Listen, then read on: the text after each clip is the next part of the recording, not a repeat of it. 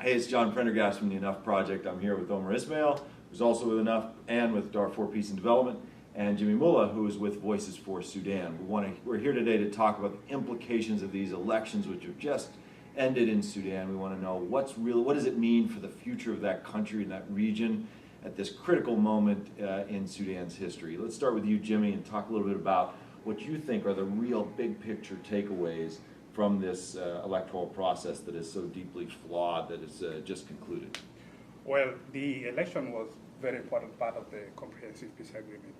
And the expectation was that these elections would bring in a government that would be favorable, and going towards the referendum, maybe the people in the South would rethink their position on the South succeeding. But as it turned out, this election was not free and fair, and the National Congress Party made sure that the outcome of the election, Bashir retains power. So that has not changed so much the dynamics of the country in such a way that now people in the South are looking more towards a referendum and talking more of succeeding. And that's definitely going to have big implications on Sudan and the country as a whole. So the failure of the electoral process, the stealing, the rigging of the process by the ruling party has actually driven Southerners further into a position of wanting to secede out of the country because democratic transformation and real transformation of the country was denied them. Definitely. And the most important thing here was when they signed the agreement, the idea was to make unity attractive. Mm-hmm. Now, this whole process of implementing the agreement did not go as it was stipulated. So the feeling of having this, the country, for all was not there. And that's why the South has come to this position where people are now looking towards having a separate country in the South. And that definitely is going to be a big problem for Sudan. Huge. Omer, we talked last week about Darfur specifically and somehow how this elections would affect the situation in Darfur going forward. But let's take the camera up to 30,000 feet a little bit and look at the broader country of Sudan as a whole and the region, and tell us a little bit about what you think the most important implications are of this electoral mess. The important thing for me, John and Jimmy, is that we define this election to be not free, not fair, maybe rigged. We define it as being flawed. And what we have not said about this election is that what this election is. What is the description? We talked about everything that is this election not. Mm-hmm. This election does not mean the international standards. This election is not free, is not credible. Okay, we listed all that. So what this election is, that is what we need to know. And what's your answer for that? Omer Ismail and your assessment of... I think the answer for that is that this election was to bring in a government that would try to address the fundamental problems of Sudan. It did not. Yes, it was supposed to. Yeah. But now we have a situation where we are back to square one, having the same government with the same policies, with the same attitude. So that's not going to change so much in terms of moving Sudan from. So then, why don't we call a spade a spade? Why don't we call this election rigged and stolen? Why do we go around and call it unfair? And we listed everything that this election is not. Okay. That is important. First of all, we have to start by saying this election is flawed, is rigged, is stolen. Give it its true description, and we don't certify it, we don't recognize it, we don't, But the question becomes then what we do if we did that. We'll get to that in a minute. But then we see if we certify this election, what are we going to do? We are going to legitimize a government that not only stole the election once, but they stole the government in Sudan since June of 1989, and now the international community is rewarding them again. And why? Because this is the only way that we can guarantee that there will be a referendum in the South, where the people of the South will express freely their will to be part of the country or to secede. Wonderful. But the question becomes, first of all, we denied the referendum of the North, because this election, to me, is the referendum for the people of the North. And then the referendum of the South is coming. Now we accepted that the referendum for the people of the North would be flawed, unfair, and unfree. Are we going to accept the same results if the same people now are going to render the referendum for the South in 2011 unfree and unfair? Are we going to respect that? Are we going to say, okay, we are going to respect the will of this referendum, which does not necessarily represent the will of the people, because this election does not represent the will of the people of Sudan. So if that same fraud happened, and the government in the north, and I mean the NCP, decided to take 5 million of so-called southerners in the north and send them to, at the expense of the NCP, travel to the south, and then they voted there, and they said no to secession. Is the international community going to accept that result, knowing that it is flawed and is not free and not fair? That is where we have to ask ourselves. There are two things that comes to mind. The international community, in their dealing with Sudan, I think, because what has gone through in Sudan, what the people have gone through, all the fighting, the killings, and so on. Now, the international community is at a point whereby they are so accommodative of whatever process that's going on. Mm-hmm. They kind of don't try to scrutinize it, see whether this process is going to be bring some changes. They're just so accommodative, and that's why they're accommodative of the government of Bashir. So this is one aspect from the international community. Now, on the other side, on the referendum, whether this government will accept this referendum, this is a big question mark. Which government? The ruling party. The ruling party, yes. National Congress. The National Congress Party. Whether they will accept the outcome of the referendum. Yeah. That's definitely... Or even allow it. Or even allow it. Because and Omer's point, and keep going, but Omer's point is a good one, is that if the international community is just going to sort of just check the box and allow this kind of an election to occur that we've seen in the last week, which was deeply flawed, are they going to do the same once the NCP tries to rig the results of the referendum by virtue of who they allow to vote, by virtue of the referendum law, by virtue of all the different elements that will lead up, the process that leads up to the actual referendum itself? Will they allow all these kinds of irregularities and inconsistency to occur like they did? And that's what... And somebody might say to me, well, at that point, the international community should come hard on the NCP. Too late. Too late, because you already emboldened them. Yeah. You already gave them the legitimacy. You already said, I will certify this. Then the ball will be on your own court, half of the court. Because you would say at the international community, you accepted that one in past April. Why don't accept this one? That is one dangerous thing that is going to take place. The second thing is, you already antagonize the people of the North, because 90% of the people in the North are against this NCP. And you've done this by accepting this election. You already created your own enemies in the North. So these guys, if Bashir denied the South, the election, the referendum, most of the people in the North, they would say, just to stick it to the international community, we are going to stand with Bashir. Because why the international community kind of favored the South when we had our election past April. So now we are going to stick with Bashir, and maybe if he chose to go to war, we will go to war with him. Then you're creating your own monsters in the North. So that is the slippery slope that we don't want the international community to go on. Yeah. Actually, as I was saying earlier, the international community is so accommodative of whatever is happening in Sudan. Now, your point is in place.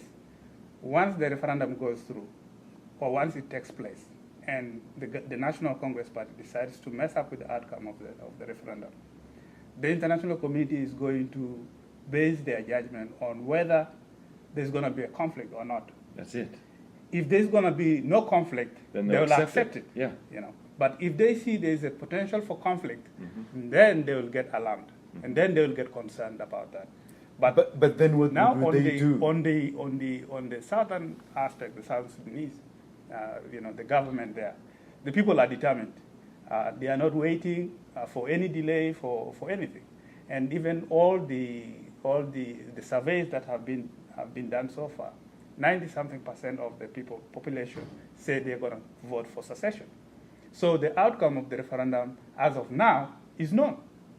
So it doesn't matter. So it depends on what? It depends on how much it's rigged. How much is rigged? Yes, it's going to depend and how on much is manipulated. Yes, This and how whole much process. is manipulated. Yes, That's why it's so damaging for the United States to be so soft on what happened over the last week in Sudan in the broader national elections. Because if we're establishing a pattern that allows the National Congress Party to rig an election, and it seems like we're not doing anything in response to it. We issue some weak little release which basically acknowledges that other entities have said that it was not free and fair, rather than come out and say this was unacceptable and we don't recognize the legitimacy of these results. When we do that kind of a thing, we send a signal to the National Congress Party. Now the clock starts on referendum preparations. We're not going to worry about the specifics of this thing. All we care about is checking the box. That's the message we're sending to them, and that's very damaging, because then they'll start in with the referendum law. They'll start in by saying, oh, all these people are eligible for voting, or these people aren't eligible, and they'll start playing all these games about who gets to vote. Ghazi has already said that some 48% of the people are in favor of unity. I mean, they're coming up with all kinds of percentages that are crazy, fly in the face of every survey that's been done. They're preparing the ground to create an outcome that leaves people in doubt about whether Southerners are really for unity or really for independence or not. The other important thing is that since you asked me to look at it from 30,000 feet, I can look at the neighboring countries from there, and Egypt is going to breathe a sigh of relief, and they will say, oh my goodness, the South did not separate. And Ethiopia, with the Oromo people, would say, oh no, now we don't have a separation. Nigeria would say, oh thank God that because the Chadian president came back in his interview with John Prendergast, and he says he's against the secession of the South, because that is going to create a situation for him. He had Christians in the South, and he had the same contentious issues like the ones that we are facing in Sudan, in Chad as well. So many African countries would love to see Sudan the way that it is now. And if Bashir decided to go for nullifying that part of the CPA, or will not allow the referendum to take place, or he's rigging the referendum. In any case, if he tried for any reason to keep Sudan the way it is, and not let the people of the South to express their own will in the future, he will get strong support from Africa. Yeah. Definitely. I mean, the African countries, they are against countries breaking up, and Bashir, as of now, has a lot of support from many of the African countries. You see, the African Union, even with regards to the ICC, they support Bashir. So as of now, the National Congress Party, or the government of Sudan, has gotten away with many things. We are talking of the first indicted head of state, and they have gotten away with many things, and they keep on getting away with many things. So the response of the international community towards what's happening in Sudan, towards what the National Congress Party government is doing in Sudan, has not been in a way that will bring the required changes that people are calling for, and that has been the story. Now, with regards to the South, no matter what the other countries decide, to do, people in the South have taken a position. So it's either this is going to be a peaceful separation, or we're going to have conflict.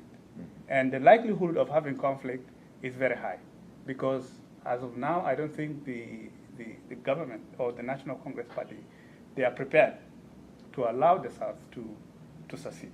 I don't think there is also a possibility of UDI, the Unilateral Declaration of Independence on the South side, which is going to be a precedent that is difficult to deal with.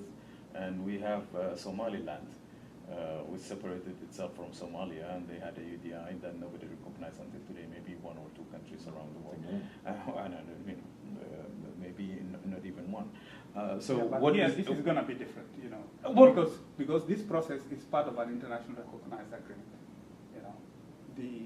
The referendum is so part of are many other things that are part of the CPA, and it's also international, and nobody cared about. No, but that's why there is this effort by the government of Southern Sudan to reach out to the United States, to reach out to UK, and most of the countries that were part of negotiating the agreement, telling them this is the point where we have gotten into.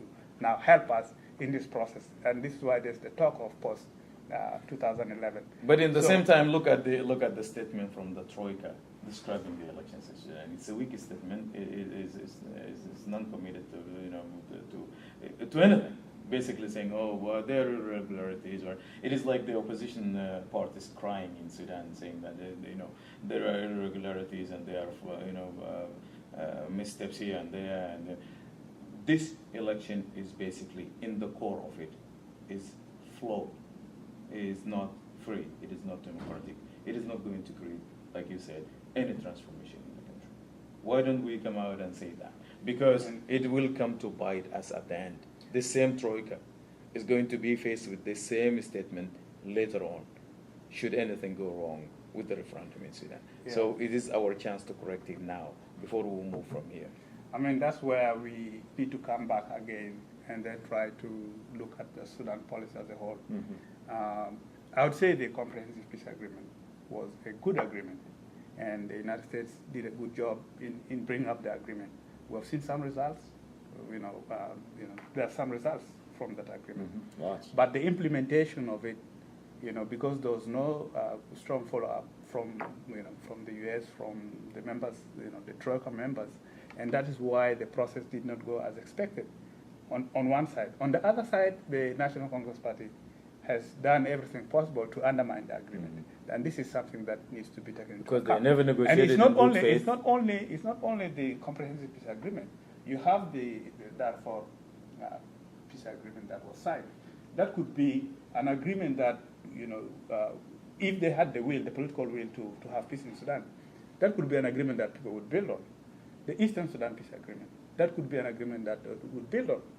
But because there's no political will on the part of the National Congress Party, that's why they have messed up all those agreements. And this is something that's very critical that for the U.S. to look into.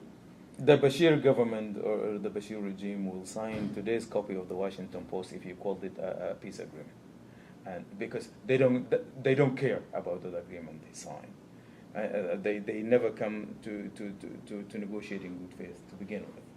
That is why there are so many agreements that are not honored. In fact, I would dare say there is no agreement that this government had signed and they have ever honored.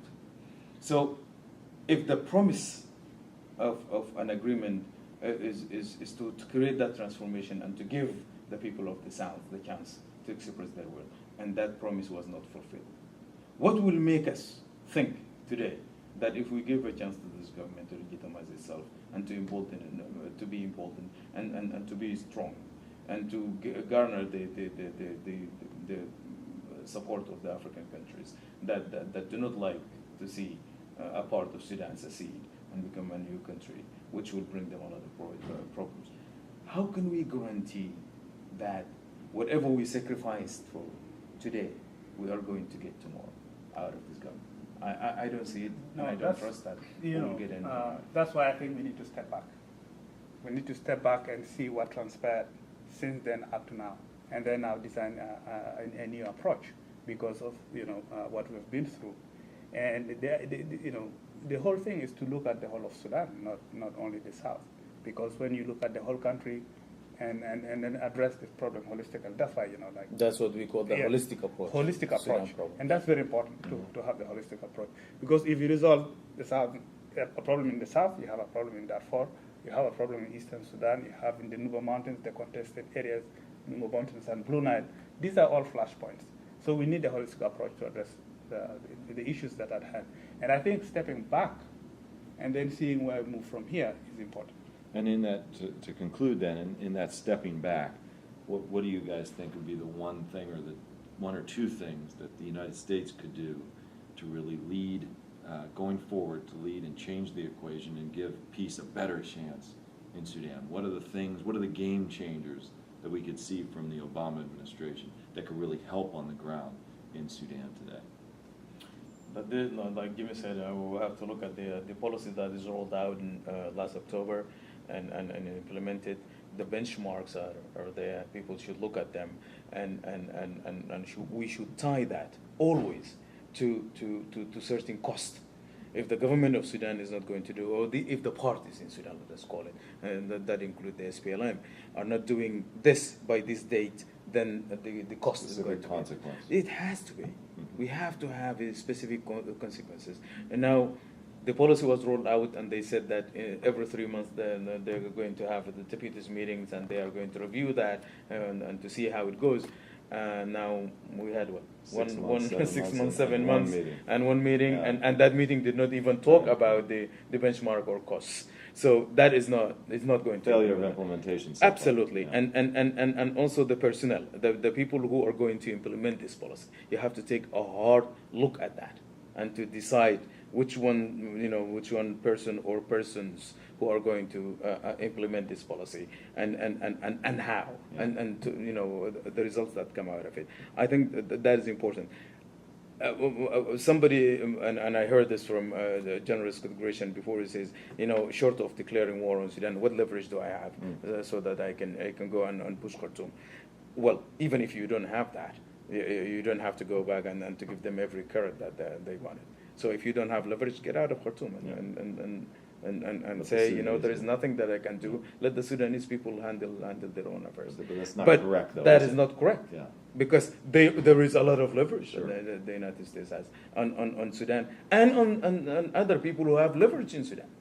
There is no greater leverage on Egypt, for example, or Saudi Arabia than the leverage of the United States. And these are the countries who have the greatest leverage in Sudan. Sudan, yeah. So why don't you use these Even leverage? China. And even China. So you don't have to have direct leverage, but you can go to where there is an indirect leverage and use that, and you get the same results. So I think it's a diplomatic issue. Diplomatically, we need to get more engaged. We need to get more, hands-on on these issues and look at the pressure points, because everything in the last 21 years, that if we look back at the history of this regime in Khartoum, everything that the international community managed to achieve in terms of averting a catastrophe in Sudan was achieved due to the pressure of the international community on the government of Sudan. And what do you think, Jimmy? Yeah, I think the one thing is the engagement. There has to be a high level. This is something we've been talking about. Do you mean higher up in the administration? Yes, higher up in the administration. Like who? President Obama, Secretary of State Hillary Clinton, the UN Secretary General Susan Rice. All these have to get engaged in what's taking place in Sudan, so that the National Congress Party can see that there's really serious U.S. concern about what's happening in place. And I think that's one important thing. The other thing is that the U.S. should not lose focus that this is a government that is a radical Islamic government, and over time they have changed themselves. First, they were the National Islamic Front, and they became a military, partly military, partly radical, and after that they became the National Congress Party, and now with the elections, they had that strategy of once the elections is conducted, is done, and now they become a democratic elected government. So they have changed themselves over time and adapting to situations to make themselves more acceptable to the international community. But in the core of that regime, they did not change. They didn't change. The core of that regime did not change. So losing focus of that takes us away from how best to deal with this government. So this has to be something that the U.S. has not to forget, and always have that in the back of the mind in dealing with this government. Because if you just deal with them like any other government, then you get nowhere. They waste time, and in the end, you come out empty-handed. And I think one recent example is the Doha process, where you have the National Congress Party say, now we want to sign agreement, a ceasefire, and the next day they go and attack Jebel Mara. If you have a ceasefire, you have a ceasefire. Yes. Then from that you have a ceasefire with one group. Then you reach out to the other group. Oh, now we have a ceasefire with this group. Now we want to have a ceasefire with you. And no, the fact is they use that ceasefire to isolate the Justice and Equality Movement, the biggest group in Darfur, and then they go after Abdel Wahid and the other smaller groups in Jebel Mara. So that was used as a pretext to eliminate the smaller groups in Darfur. Yeah, and this is the same, not only that. This is also the same thing that happened in 2005, when the Comprehensive Peace Agreement was signed. All the expectations that we had a model peace agreement that addressed some of the core problems, like power sharing, security arrangements, governance, wealth sharing. So the whole expectation was that we're going to use this model of the South now to resolve the conflict in Darfur. Well, there was a trial where we have the Darfur, that model there for the Darfur peace agreement was a little bit close to that, but it didn't get there. But what happened? All the resources that were used for fighting the war in the South, the government diverted them to fight the war in Darfur, escalating the violence. And now after these elections and the legitimacy that they are going to get, if they manage to eliminate any resistance in Darfur, they are going to use the resources and the equipment and to send them southwards in anticipation of any violence that they might instigate in the future. But going to Darfur for a second, last week when we were talking about the implication on Darfur, and we mentioned, with John, we mentioned that one of the very things that they will do after they get this legitimacy and they form their government, they are going to clamp down on the resistance in Darfur, and they are going to fight all the small groups. And the first thing, the first order of the day, they are going to hit Jem. Guess what? Today is Monday. Last Saturday, they attacked Jem before we just about 48 hours, after we said this. They attacked Jem in Wadi Saleh. They didn't waste any time. They didn't waste any time, and so this is the way that how you predict the behavior of this regime. And if you fail to do that, and if you fail to understand it, then the results are going to be catastrophic. So it's clear that this is a moment where Sudan has generated such goodwill in this country, in the United States. So many people have stood, in solidarity with the people from southern Sudan, with the people from Darfur, with the people from all over the country. Now is not the time to turn away from this issue. Now is the time we need activists and people who care about their fellow brothers and sisters in Sudan to stand up with people and tell President Obama, tell our members of Congress that we need to implement the policy that President Obama said he was going to implement, which is consequences for all of these kinds of violations, and standing up for agreements, standing up for the implementation of peace agreements, standing up for a real referendum that allows people to have a choice as to whether or not they stay in the country, and standing up for peace in Darfur. These are real, legitimate objectives for the United States foreign policy that can lead to literally the prevention of thousands and thousands and thousands of deaths in Sudan, that can help promote a peaceful country.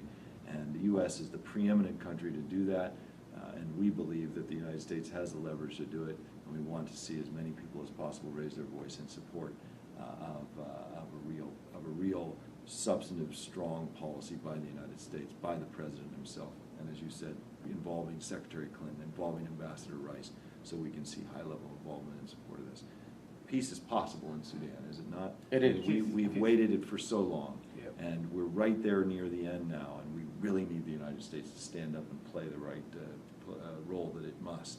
And General Gratian has not been doing that, so we need to see President Obama, Secretary Clinton, and Ambassador Rice stand up and say this is what the U.S. stands for, and this is how we're going to implement that policy. Thanks, guys, for coming, and we'll keep our eyes on this ball. That's all right. right. Take care now. Thanks, Jimmy. Yeah.